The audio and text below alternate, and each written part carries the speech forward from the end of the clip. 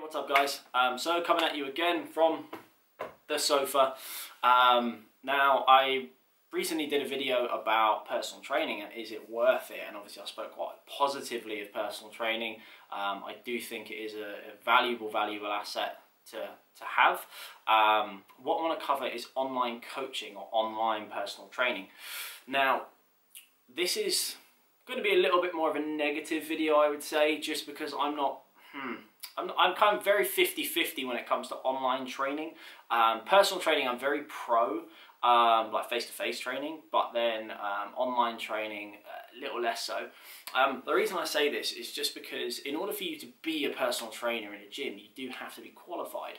Now, I am not one to go, oh, if you're not qualified, you shouldn't be doing anything, because I didn't go to university. I technically have no qualifications in terms of a bit of paper that says I can do something. Just because a bit of paper doesn't define you guys, a bit of paper saying you can do something doesn't make you better than someone who doesn't have that bit of paper. It's all down to your work ethic and your skill at the end of the day.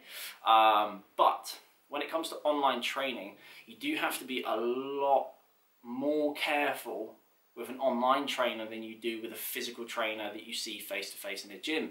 The reason being is because you don't have to be qualified to be an online trainer.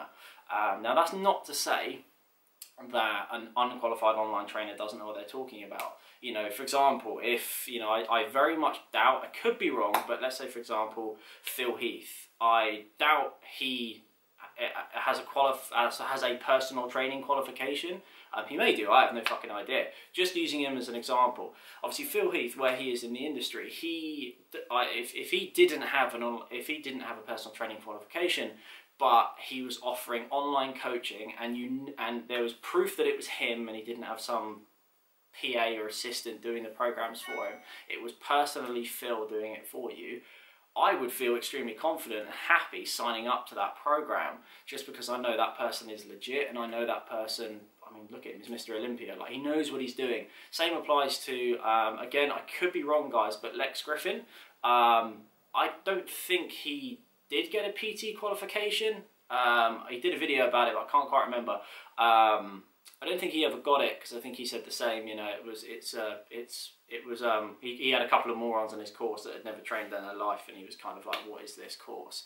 But in saying that, I can't remember, he may or may not have, but again, even if Lex didn't have a proper PT qualification, he does online coaching. I'd have quite a lot of faith signing up to a program with Lex, because you know it's him doing it, but then also in terms of his results and the results he gets his clients, they're very good, and he's got a lot of credibility because he practices what he preaches, he trains very hard, and obviously he's got a fantastic physique, and he's got a lot of credibility because he's built himself up in the industry based on his work ethic and his knowledge.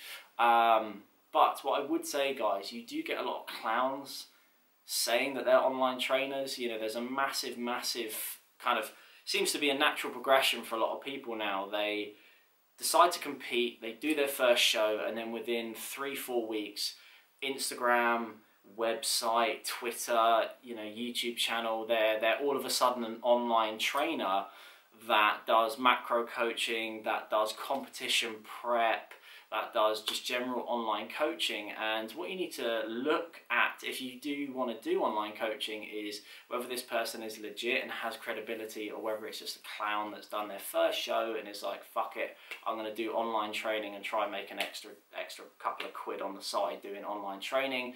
A lot of online trainers will just have, they'll design like 4 or 5 programs, and then when someone emails them and says, you know, oh, you know, I'd like a custom program, they'll go, I think that one's going to suit them best, and email that to them and go, hey, I made this program for you, give it a go.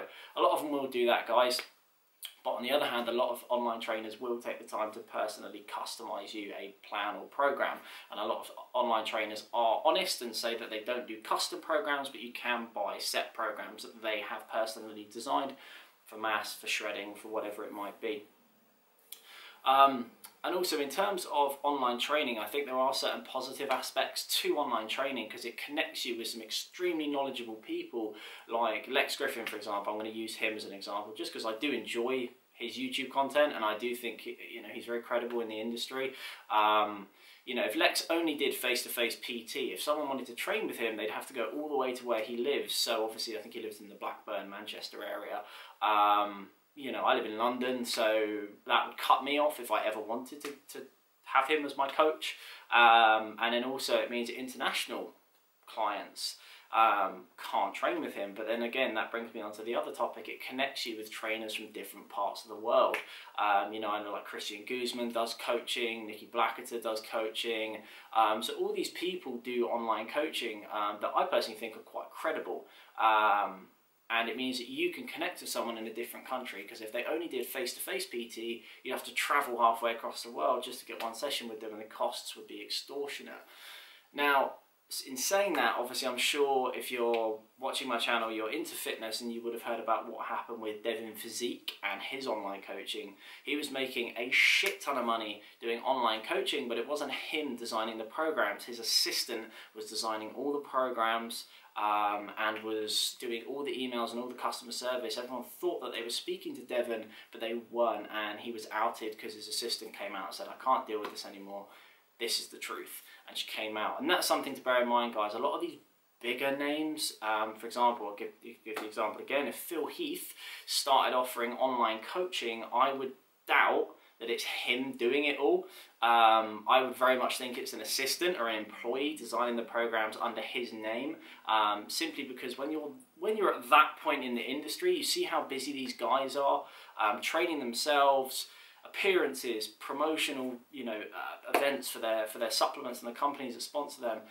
I would doubt that they've got the time to handle or respond to online coaching clients, because you usually have like 100 so or even more. So that's why I would then doubt that if you do see these huge kind of people in the industry offering online coaching, I would take it all with a pinch of salt as to whether it's them designing those programs. Not that Devin was ever huge in the industry, he was quite big, but you know, it's just another example of someone who's not quite as big as you could be, but he still manipulated the system and had an assistant designing the programs when everyone thought it was him personally. So that's what I would say, guys. When it comes to online coaching, do be very, very careful. A lot more careful, just because to offer your services on the internet, anyone could do that. I could make a website today offering online coaching. I kind of think I know what I'm doing, but am I at all qualified or credible enough to offer that kind of service? Fuck no, but I could do it. You know, and that's what a lot of people do. So all I would say, guys, is just keep an eye out for the kind of clowns that are out there online advertising themselves as an online trainer. But then at the same time, I'm not saying don't consider it as an option, because a lot of people do see some fantastic results with online training. All I would say is just do take your time to kind of separate out the clowns from those who will actually give you some very decent progress and won't just be kind of taking your money and just sending you these cookie cutter programs that you think are working, but in actual fact, if you looked at it, are not, and there's probably hundreds of other people doing the exact same shit as yourself. So that's all I'd say, guys. Just be very, very careful with online coaching, just because as well it does offer a slightly more impersonal service, just because obviously check-in photos and things like that, it's not quite the same as looking at someone in the flesh, which is what personal trainers do if they're checking aesthetics and things like that. Just because obviously when it comes to online coaching, you send them pictures, the lighting could be different. You could one day do it with one phone, but you get a new phone that's got a better camera, and then you take a different picture and something looks slightly better, or you take it in a different room, or I don't know, guys. But there's a lot of factors that come into play with check-in pictures that I think don't represent how you look. That's why I think it's always much better to have a trainer that will look at you in the flesh. I personally feel that face-to-face personal training is far superior to online coaching, but that's not to say that you shouldn't do online coaching. If that's the way you'd like to go, then do, guys, but just be extremely careful, because there are a lot of clowns out there that unfortunately shine a bad light on the people that are legitimate, hard-working online coaches. So that's the video, guys. Just wanted to kind of put my input into online coaching and kind of how I feel about it. Hope it's helped some of you that may be looking into online coaching. Hope it's kind of helped you in terms of not rushing into anything, taking a bit more time to actually see who's legit and who's not. But thanks for listening, guys, and I'll see you in the next video.